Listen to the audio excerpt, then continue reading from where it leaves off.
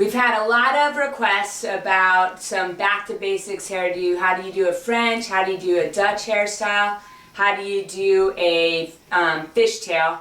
So this week we are doing a back to basics featuring a French braid, Dutch braid, fishtail, and then today's hairdo, which was a 4-strand with a ribbon, which is a really quick way to make a hairdo look fancy.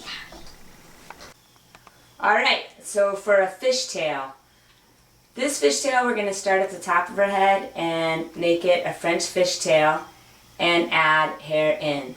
So, you start with 2 pieces of hair and you take a piece from the outside and cross it over to the inside of the other section.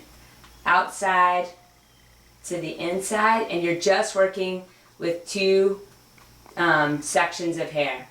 So this piece with the outside, I'm crossing it over, and then I'm going to grab some hair from the outside of her head. So eventually I'll have all of her hair in here. And this you're going to want to hold pretty tight, or it's going to get really loose as you go. So cross it over, move your stitch over, and then add your hair in. Stitch over, add your hair in. And you can see I'm holding the entire section I'm going towards is in my fist, and the other one's just balanced on my pointer finger. I move the stitch first and then the extra hair. And this should start looking like a scale, fish scale, which is why it's called a fish braid. This you can do, the smaller your stitches are, the more scaly it looks. The bigger your stitches are, meaning the more hair you're moving with each stitch, the more it just looks more chunky like this. I'm moving quite a bit of hair with each one. And then when you get to the bottom, here, let's get all our hair in. Now, you can take little pieces if you want and move them over.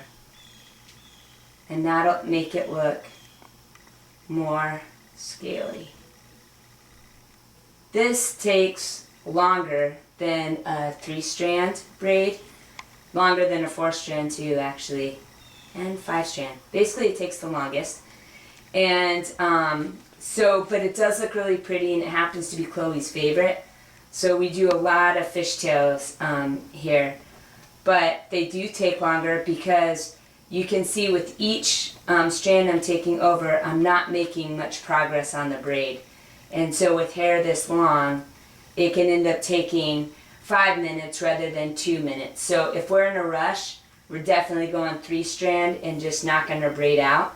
But if we have time in the morning, we'll go ahead and do a fishtail, since she's a big fan. And they do happen to look really cool to make a bun with them.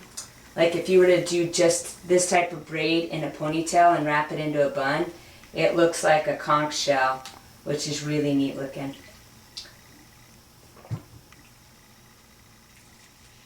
So you keep going down, and you can see that her braid, because I'm using smaller pieces, is looking very scaly. And then if you wanted to take it up a notch, if you wanted to make it a little bit different, you could go ahead and pancake this when you were done. So let me show, and pancake just means that you're pulling a braid apart. So let me get to the bottom here and I'll show you.